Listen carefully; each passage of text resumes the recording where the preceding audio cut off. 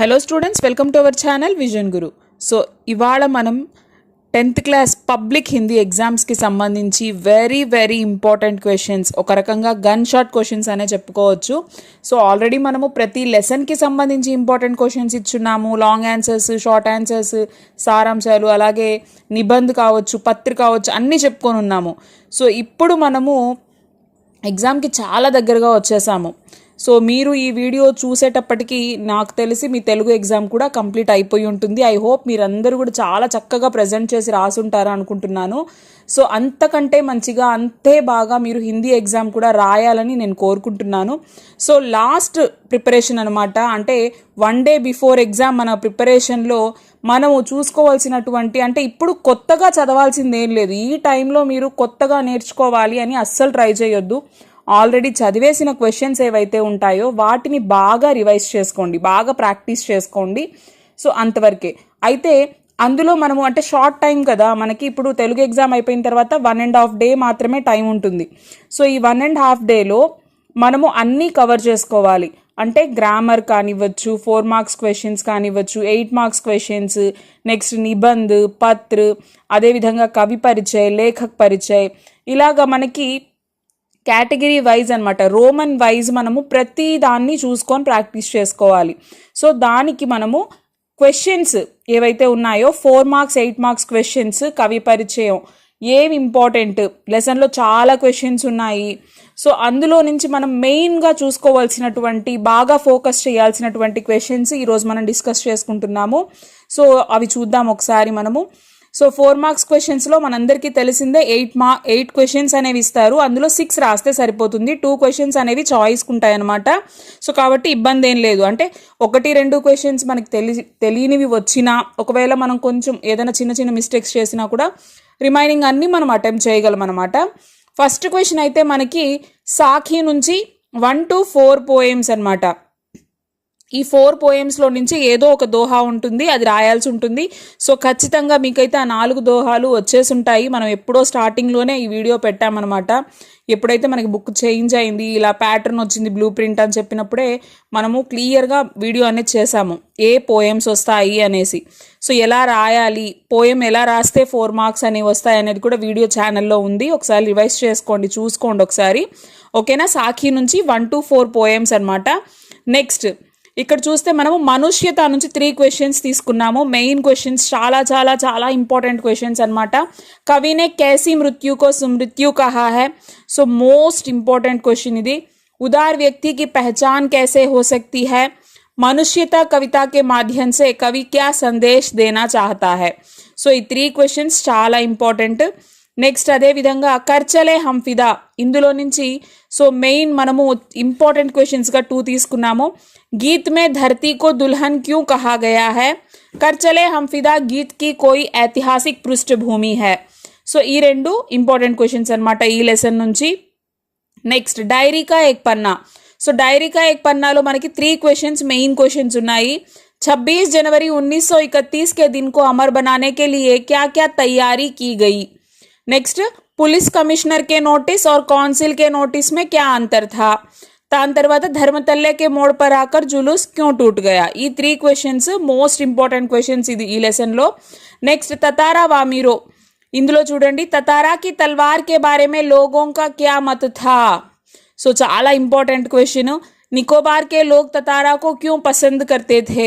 ततारा वामीरों की त्यागमयी मृत्यु से निकोबार में क्या परिवर्तन आया.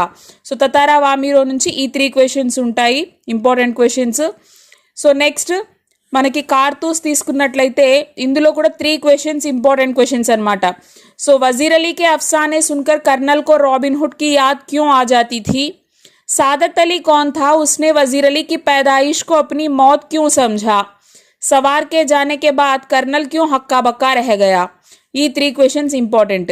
నెక్స్ట్ నాన్ డీటెయిల్కి వచ్చేస్తాము. నాన్ డీటెయిల్కి వచ్చేసేసరికి మనకి 2 lessons ఉంటాయి. హరిహర్ కాకా సప్నోం కేసే దిన్. హరిహర్ కాకాలో ఈ 3 questions ఇంపార్టెంట్ అనమాట. కథావాచక్ और हरिहर काका के बीच क्या संबंध है और इसके क्या कारण है. नेक्स्ट हरिहर काका को महंत और अपने भाई एक ही श्रेणी में क्यों लगने लगे. नेक्स्ट क्वेश्चन, हरिहर काका को जबरन उठा ले जाने वाले कौन थे. उन्होंने उनके साथ कैसा बर्ताव किया. ఈ 3 క్వశ్చన్స్ చాలా ఇంపార్టెంట్. నెక్స్ట్ లాస్ట్ అన్నమాట. ఇంకా सपनों के से दिन. पीटी साहब की शाबाश फौज के तंगों सी क्यों लगती थी, स्पष्ट कीजिए. हेडमास्टर शर्मा जी ने पीटी साहब को क्यों मुअत्तल कर दिया. చాలా చాలా ఇంపార్టెంట్ ఈ 2 క్వశ్చన్స్ కూడా. సో पाठ के आधार पर पीटी सर की चारित्रिक विशेषताओं पर प्रकाश डालिए. సో చూసారా ఈ క్వశ్చన్స్లో నుంచే మనకి మ్యాక్సిమం 4 మార్క్స్ క్వశ్చన్స్ 99% వీటిల్లోనే ఉంటాయి. మనం ఏ మోడల్ పేపర్ చూసుకున్నా కూడా ఇప్పటిదాకా గవర్నమెంట్ నుంచి వచ్చింది కానివ్వచ్చు, ఎవరైనా వేసినవి అంటే క్రియేట్ చేసినవి రాసినవి కానివ్వచ్చు, డిస్ట్రిక్ట్ వైజ్ వచ్చిన బుక్స్లో కానివ్వచ్చు, ఎక్కడ చూసినా ఇంతకు మించి వీటిని మించి ఏ క్వశ్చన్స్ లేవండి. సో కాబట్టి ఈ క్వశ్చన్స్ మీకు వచ్చు, ఈ క్వశ్చన్స్లో వచ్చేస్తే మేము రాసేస్తాము అన్న కాన్ఫిడెన్స్ మీలో ఉంది అంటే ఖచ్చితంగా ఈ రోమన్కి సంబంధించి మీరు అసలు డౌటే పడక్కర్లేదు. కాకపోతే స్పెల్లింగ్ మిస్టేక్స్ అవి జాగ్రత్తగా చూసుకోండి, ఓకేనా. సో ఎక్కువగా మార్క్స్ మనకి ఎక్కడ పోతాయి అంటే మనము బాగా నేర్చుకొని 100 మార్క్స్కి మనం రాసినప్పుడు ఎక్కడన్నా 1-2 మార్క్స్ పోతాయి అంటే అది స్పెల్లింగ్ మిస్టేక్స్ అనమాట. లాంగ్ ఆన్సర్స్లో కానీ షార్ట్ ఆన్సర్స్లో కానీ మనకి స్పెల్లింగ్ మిస్టేక్స్కే పోతాయి మ్యాక్సిమం. సో కాబట్టి అక్కడ మనం గెయిన్ చేసుకున్నాము అంటే బిట్స్ చాలా ఈజీగా రాసేస్తారు.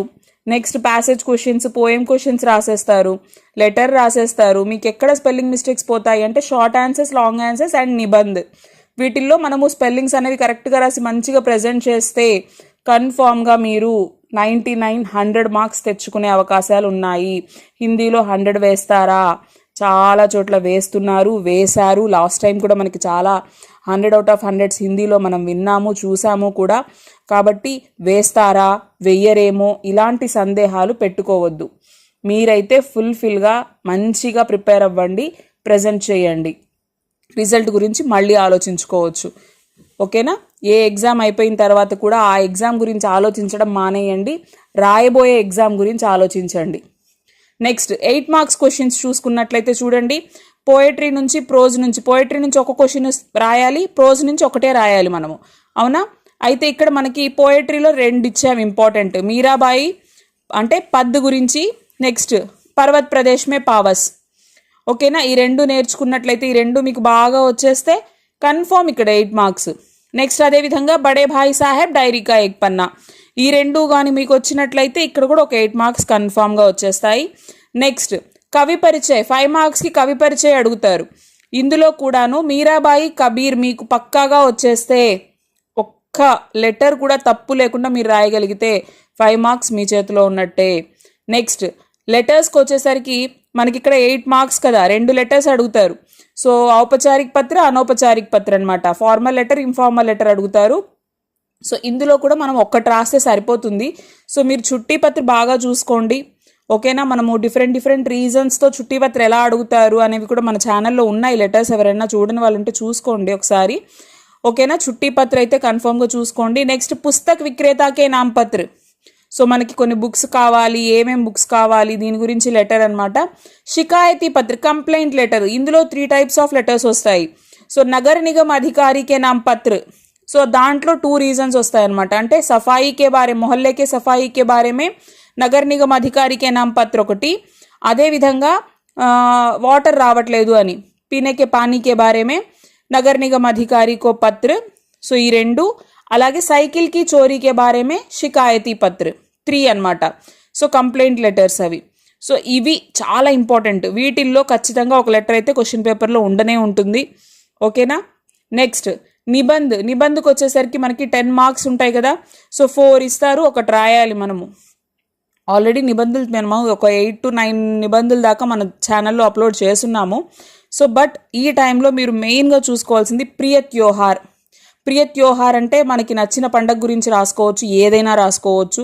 అది దీపావళి, రంజాన్, ఏదైనా ఉగాది ఇలాగా మనకి ప్రియ త్యోహార్ అని ఇచ్చినా, లేదు దీపావళి అని ఇచ్చినా కూడా మనము రాయొచ్చు. పర్యావరణ और ప్రదూషణ్, దూరదర్శన్, పుస్తకాలయ్.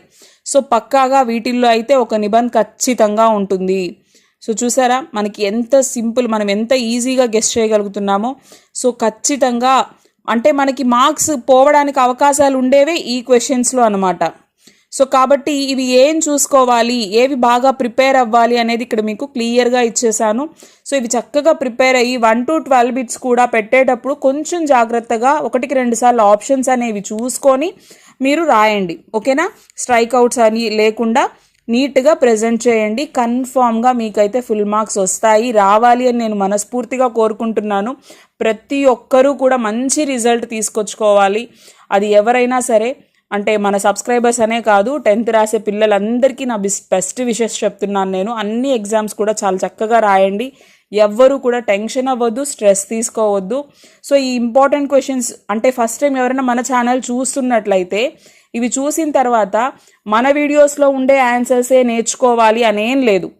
ఈ క్వశ్చన్స్కి మీ దగ్గర ఉన్న బుక్స్లో ఆన్సర్స్ మీరు ఏవైతే చదివున్నారో అవే చూసుకోండి, అవే ప్రిపేర్ అవ్వండి. లాస్ట్ మూమెంట్లో కొత్తగా ఏది నేర్చుకోవాలని ట్రై చేయొద్దు ఎవరు కూడాను. ఫస్ట్ నుంచి మీరు ఏం చదువుకొని ఉన్నారో వాటినే రివైజ్ చేయండి, ప్రాక్టీస్ చేయండి. అందరికీ ఆల్ ద బెస్ట్. చాలా బాగా రాస్తారని కోరుకుంటున్నాను. మళ్ళీ నేను ప్రే చేస్తున్నాను 10th పిల్లలందరూ కూడా చక్కగా రాయాలి అని చెప్పేసి, అందరికీ పేపర్ ఈజీగా ఉండాలి, మీరు మంచి మార్కులతో అందరూ పాస్ అవ్వాలి అని కోరుకుంటున్నానండి. ఎవరైనా అలాగే మన ఛానల్ని ఫస్ట్ టైం చూస్తున్న వాళ్ళైతే సో చూడండి, మీకు ఏదైనా హెల్ప్ అవుతుంది అంటే మాత్రం సపోర్ట్ చేయండి. ఆల్రెడీ సపోర్ట్ చేస్తున్న వాళ్ళందరికీ కూడా చాలా థ్యాంక్స్ అండి. Okay, thank you.